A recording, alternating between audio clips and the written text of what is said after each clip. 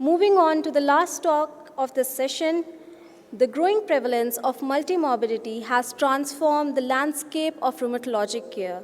Patients increasingly present with complex interactions between autoimmune diseases and coexisting conditions such as cardiovascular diseases, diabetes, and chronic infections.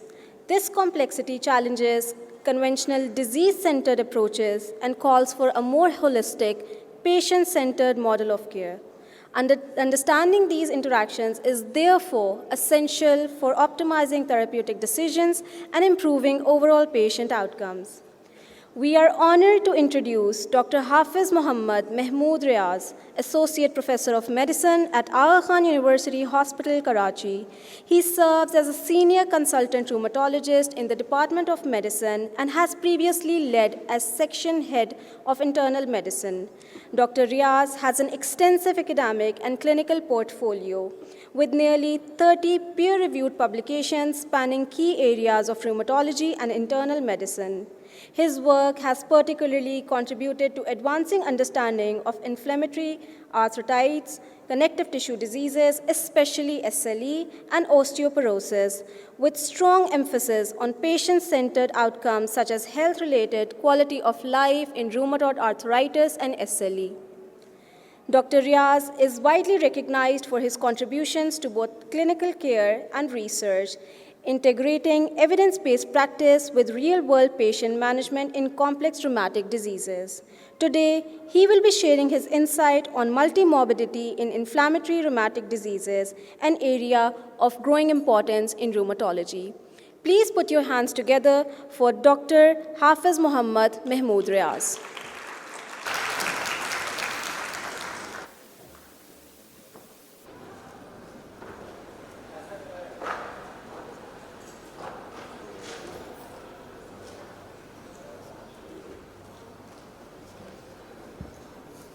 Thank you very much for the kind introduction. Assalamu alaikum, ladies and gentlemen, and very good morning.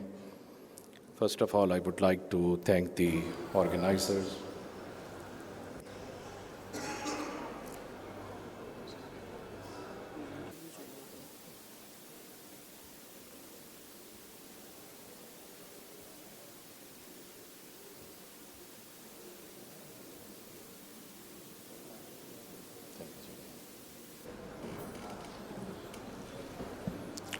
First of all, thank you very much to the organizers of the RheumaCon 2026 for inviting me as guest speaker.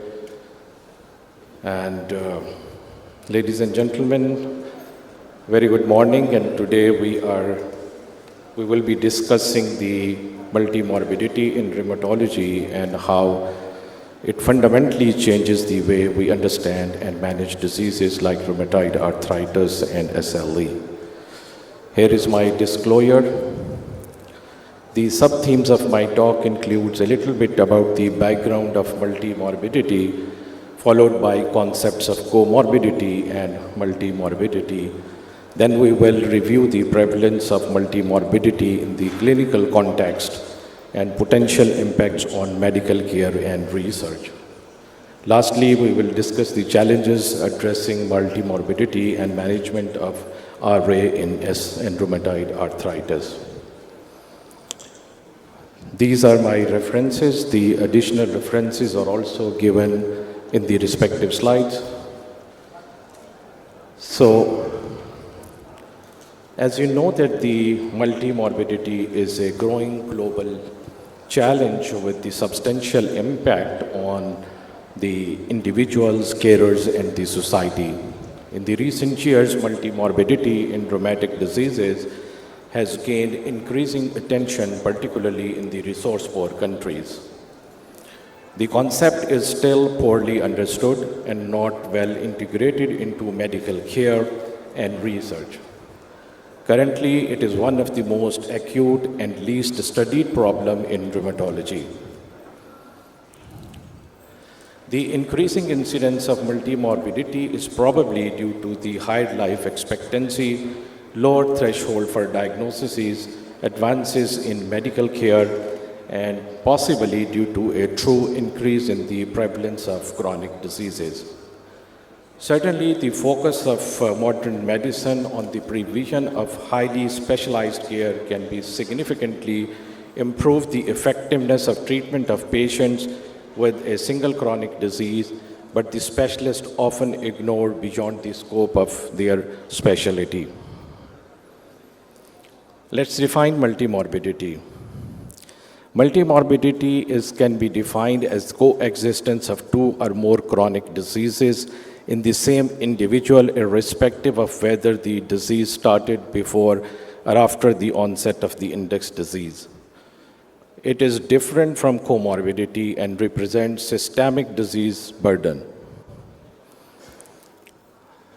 Comorbidity is the presence or occurrence of any distinct additional condition during the clinical course of a patient who already has the index disease under study, and it centers on the index disease, and 3C's classification can divide it into causality, complications, and coincidences. For the morbidity, the RA is the index disease, and all other diseases are mainly regarded consequential. When pathophysiologically linked conditions like cardiovascular disease follows a primary inflammatory disorder like RA, this is referred as causality. Complications are the comorbidities that arise as a direct consequence of the disease itself or its treatment, while the coincidence means that the comorbidities occur independently and are unrelated to the index disease. For example, RA and appendicitis or rheumatoid arthritis or atrial fibrillation. The concepts of comorbidity and multimorbidity are not mutually exclusive or contradictory, but consider a patient with more than one disease at the same time from different perspectives. Multimorbidity has no index disease. In multimorbidity, no index disease is defined, and all morbidities are regarded are of equal importance. Multimorbidity constitutes a more generic, patient-centered concept and therefore takes into account all aspects of the disease condition, including potential disease interactions and potential pathophysiological links. And let's see the comorbidity and the concept of treatment. In the comorbidity concept, the treatment is primarily focused on the index disease like rheumatoid arthritis, and the effect is quantified by evaluating the rheumatoid disease activity, considering that any rheumatic treatment will positively affect the accompanying non-rheumatic conditions. While in the concept of multimorbidity, the treatment focuses on the patient and not the disease. It aims to reach or sustain a patient independence and autonomy and to improve the general medical function, and not the specific focus on how to reduce the activity of a given rheumatic disease. Treatment effectiveness is quantified in overall indicators such as quality of life and physical function. What is the relevance of multimorbidity in rheumatology? It is clear that the problems of the coexistence of rheumatic disease with other diseases is associated with higher socioeconomic status, including more hospitalizations, longer length of stay, perioperative complications and recovery or mortality, repeat visits to the specialist, and an increase in indirect and direct cost of medical care. Treat to target strategy, for example, in the treatment of rheumatoid arthritis and spondyloarthritis, is significantly hampered, and it is assumed the aims of therapy is impossible to achieve with the coexistence of multimorbidity. Multimorbidity is a significant predictor of worse quality of life and functional status, independent of the disease activity. More than half of the studies in a systemic review demonstrated an increased mortality rate among patients with rheumatoid arthritis and multimorbidity. 10 out of 19 studies from the same systematic review identified an increased risk of an impaired function status in rheumatoid arthritis, and 3 more studies observed additional effects on quality of life and mental health. Clinicians and policymakers often use evidence-based clinical practice guidelines to improve quality of treatment and allocate resources appropriately. However, patients with multimorbidity are often excluded from the clinical trials and efficacy studies. Therefore, applicability of current guidelines to these patients is questionable and should be interpreted with caution. As rheumatology patients typically have more than one disease, therefore multimorbidity is of particular importance while deciding diagnostic and therapeutic strategies for these patients. Why multimorbidity is clinically relevant? It should also be noted that the multimorbidity can cause a significant distortion of the results of inflammatory disease activity assessment, as we know that the disease activity score combines multiple domains, including objective clinical findings, laboratory measures, patient-reported outcomes, like global patient assessment, and the presence of these patient-reported outcomes, the mortality can have a great influence on the value of the parameters determined by the patient. In a linear increase of global patient assessment is observed in disease that has been with an increase of the number of morbidity patients. Multimorbidity carries a significant economic implications, with more than 70% of healthcare expenditure in the US directed towards the chronic conditions. Individuals suffering with 4 or more chronic conditions receive 80% Medicare expenditure. Similar trends have been observed in the European nations. According to a German study, individuals with 3 or more chronic disorders attend double the number of physical appointments than individuals without comorbidities. So let's review the challenges that we face in addressing multimorbidity in autoimmune rheumatic diseases. It is still unknown that how common multimorbidity is in autoimmune rheumatic conditions and how often it occurs. For an individual chronic disease, abundant epidemiological data are available, enabling clinicians to consider risk factors and prognosis. There are no generally accepted ways to assess multimorbidity currently. So we do not know how to measure multimorbidity in clinical assessment and patient follow-up. So far, there is no universal tool that would allow you correctly evaluate all the parameters of interest. The question of determining the severity of comorbidities is also of great importance. More or less severe variants can change the status of the patient to different categories. We also don't know how the outcomes and consequences are evaluated in multimorbidity. For comorbidity, the effectiveness of treatment is assessed by evaluating the activity of the index disease, such as the swollen and tender joint count in patients with rheumatoid arthritis, the effect of multifaceted treatment on a patient with multimorbidity and a combination of rheumatoid arthritis, diabetes mellitus, and heart failure cannot be quantified by unidimensional standardized tools like joint counts. This disease complexity calls for a change in the standardized clinical assessment, including quality of life, overall function, and health and patient preferences. So let's review the literature. What is the prevalence of multimorbidity in rheumatology? The incidence and the prevalence of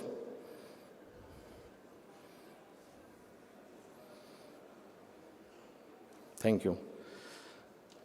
The incidence and prevalence of multimorbidities are not clear and varying widely due to the heterogeneity of methods used to assess multimorbidity. According to the published literature, the prevalence in the general population is about 25%. It's much more common in the practice of rheumatology. It's detected in about 60% of RA patients, and until now, for other rheumatic diseases, no information is available.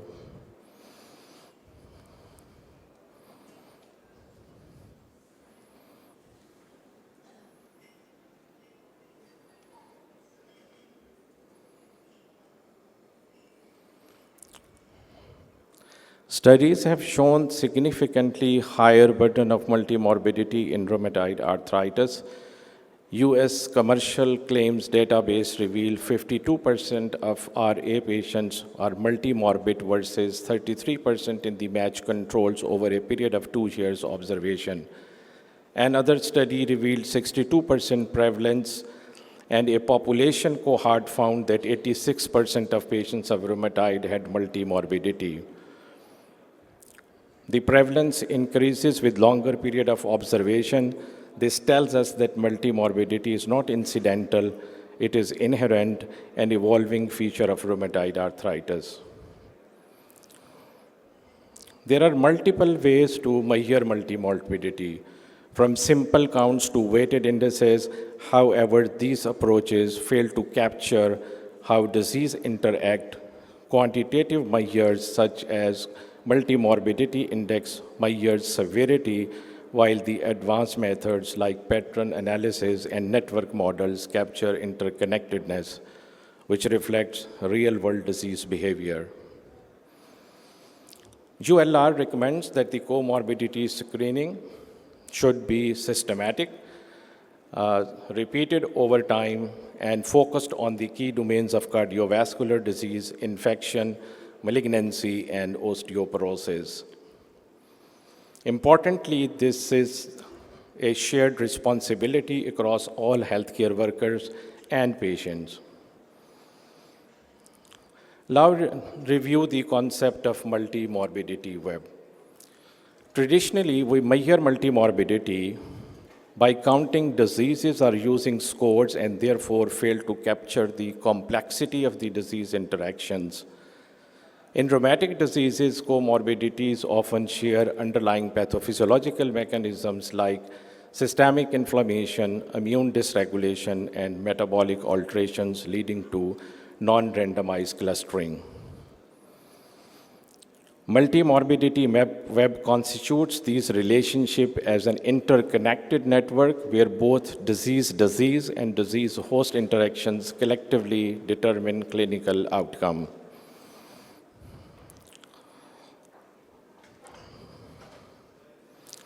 Building on the typical multimorbidity model of rheumatoid arthritis, we can add connections between rheumatoid arthritis and comorbidities like lung diseases and cardiovascular disease. Furthermore, on the other morbidities are also interconnected like diabetes and cardiovascular disease. So these connections can also be added. The result is the multimorbidity web constructed from interconnected morbidities. So what are the implications of multimorbidity in rheumatology? This study was published in 2022 in Arthritis Care Research and focused on the identification of multimorbidity patterns in rheumatoid arthritis through machine learning. So measuring the multimorbidity web, one approach is to measure the multimorbidity web is to use analytical data approaches that capture connections between numerous variables. Using large data set, over 300,000 patients, researchers applied unsupervised machine learning to identify how comorbidities cluster together. What emerges were the three consistent patterns, and these are cardiovascular, cardiometabolic, mental health, and chronic pain syndrome. These clusters are represented interconnected subnetworks within the multimorbidity web. These patterns were reproducible across populations, suggesting that multimorbidity is structured and predictable.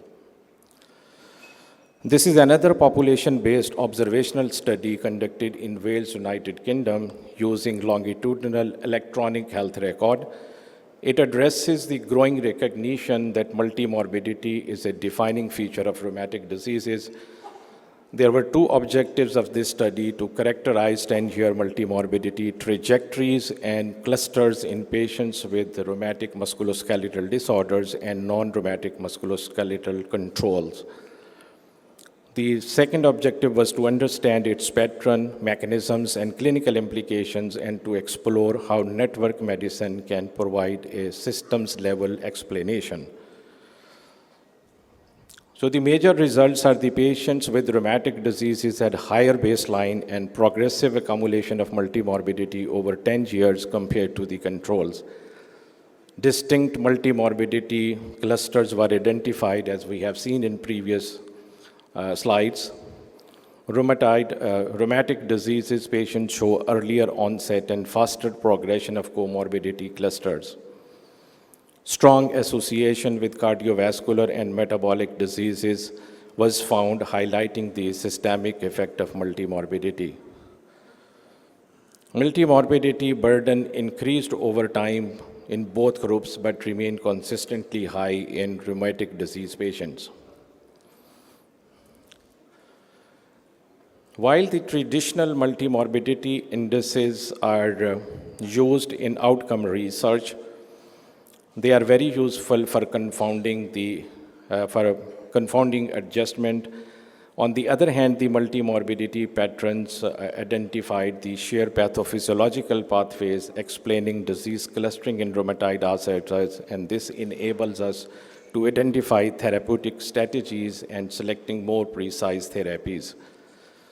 Pattern recognition provide more informative representation of multimorbidity, reflect interconnectedness among diseases biology, and it captures the multi-system involvement in different domains of the disease burden. So what is the clinical relevance of pattern-based assessment? From a clinical perspective, pattern-based thinking aligns more closely with real-world practice, particularly with the increasing integration of electronic health record databases. And the take-home from this is the multimorbidity patterns move us from measuring disease burdens to understanding disease biology, enabling more meaningful and clinical research applications of this knowledge. Multimorbidity has a profound impact on patient outcomes in RA. It is consistently associated with the reduced quality of life and impaired physical function, with strong effect seen in the physical domains, along with mental health is also affected when psychological comorbidities are present. Importantly, these effects are independent of disease activity, suggesting that chronic controlling inflammation alone is not sufficient in these patients. Multimorbidity also contributes to frailty, further worsening the functional status. RA-related outcomes and multimorbidity. Multimorbidity also affects how we assess disease activity, like patient-reported outcomes. Global assessment of the patients are heavily influenced by conditions like depression and chronic pain, potentially leading to the overestimation of disease activity. This has even led to modification in the remission criteria in certain cases. Safety, if you look at the safety outcomes of multimorbidity, it is an independent risk factor for serious infections, and it also needs to interpret the disease activity cautiously. It balances the efficacy and safety. The BRAS study investigated the relationship between morbidity and physical function. It was a prospective observational cohort of more than 200 patients with longitudinal follow-up. The target was low disease activity, and the results found that a decrease in physical function with increasing number of morbidities. Population-based studies have demonstrated that the burden of multimorbidity has a negative impact on outcomes such as health-related quality of life and physical function, which is independent of the disease activity. Multimorbidity influences every step of treatment. In the management of rheumatoid arthritis, observational studies suggest that the patients with multimorbidity are less likely to receive advanced therapies like biological therapies. However, in patients with active arthritis requiring escalation multimorbidity and do not reduce disease modifications, treatment decisions may be influenced by morbidity burden, physician concerns about safety, and patient complexity. Patients with higher morbidity burden have significantly lower odds ratios of achieving low disease activity, and mental and chronic pain cluster patients predict poor biological response. So moving on, the last portion of my talk is the multimorbidity screening in inflammatory rheumatic diseases. This paper actually looked into the systematic screening for multimorbidities in patients with inflammatory rheumatic diseases, enhanced preventive medicine use, and reduced hospitalizations. This study evaluates whether the systematic multimorbidity screening improves care and outcomes in patients with inflammatory rheumatic disease and successfully addresses the uptake of preventive interventions impact on hospitalizations. The results showed there is 50 to 60% higher likelihood of receiving preventive medicines by using this model. There was significant increase was observed in vaccinations, lower lipid-lowering therapies, and anti-osteoporosis treatment. No significant change was observed in antiplatelet drug use, and there was better adherence to ULR recommendations were also observed. 60% reduction in emergency hospitalizations was observed. There was a reduction in infection-related hospitalizations and trends towards reduction in fractures and cardiovascular events. So the clinical implication supports the routine implementation of structured multimorbidity screening program, justifies resources allocation in rheumatology practice by preventing hospitalizations and improving care.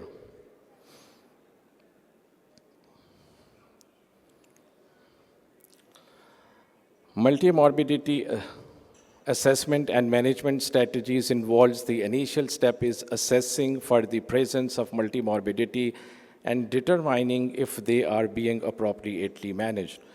There are at least 4 strategies that are involved in the assessment and management strategies, and we will discuss them one by one. Multimorbidity is often under-recognized and suboptimally managed, and the evidence comes from the COMORA study, which showed the suboptimal monitoring of cardiovascular risk, infection, cancer, and osteoporosis. Recommended approaches are formal screening strategies and to follow the URL principle recommendations. There are studies which have shown structural interventions in the form of a nurse-led assessment and action plan, and COMIDRA studies actually showed that the increased management actions were observed in a nurse-led assessment. Multimorbidity clinics are the other strategies to address the challenges of multimorbidity, and they can detect underdiagnosed conditions, and the challenge of multimorbidity clinic is poor long-term follow-up, patients and caregiver burden, which can be addressed by telehealth consultations and ongoing monitoring remotely.